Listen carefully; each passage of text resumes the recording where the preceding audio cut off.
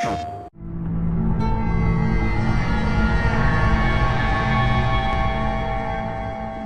guys, Sid from PlayStation Blog here. Today we're checking out Murasaki Baby.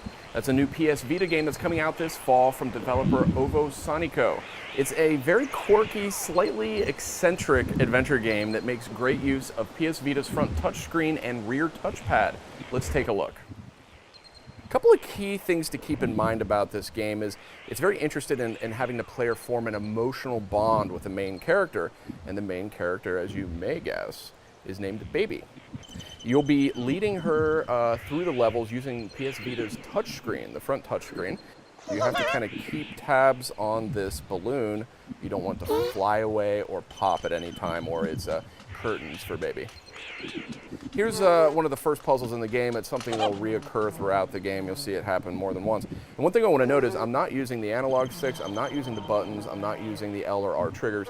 I'm actually exclusively using the front touchscreen right now. And I'm going to move this light bulb over to the second hook to scare away all those nasty, nasty bats. And do it again. Obviously you can just see this very interesting art style. Oh, I see another pulsing heart balloon here. I'm going to stab it, and we'll see what that does here in just a minute. It actually gave us a new ability that makes use of PS Vita's rear touchpad. So now I'm in this sort of nightmare world, a scare world, and I can tap the right touchpad to have scary jack-o'-lanterns pop out and scare anyone that's in the vicinity.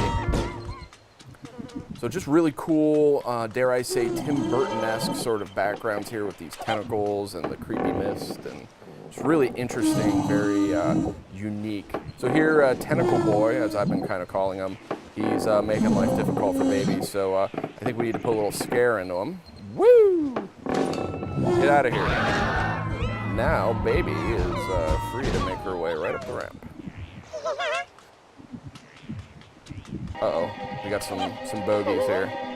So these guys are going to try and pop my balloon. I'm just going to tap the front touchscreen to defeat them. So here's a small puzzle. If you try to walk up to it, Baby actually won't jump on her own. You have to swipe to make her jump over.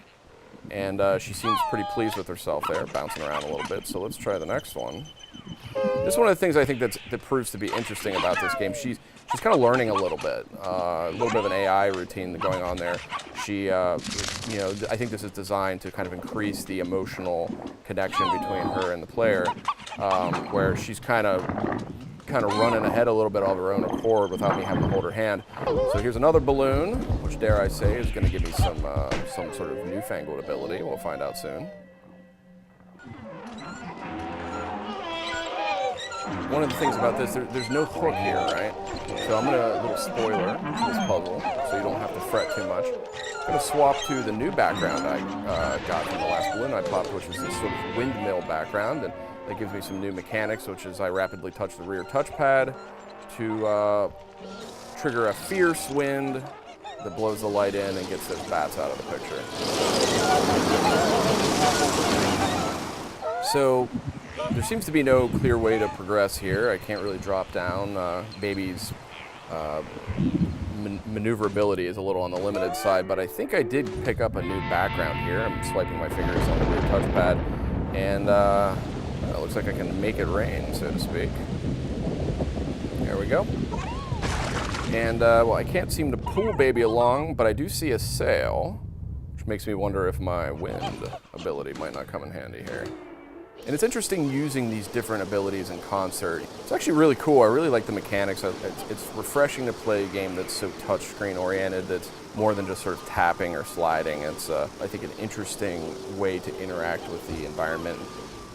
That was Murasaki Baby. It's coming exclusively to PS Vita this fall from developer Sony. Let us know what you think in the comments. PlayStation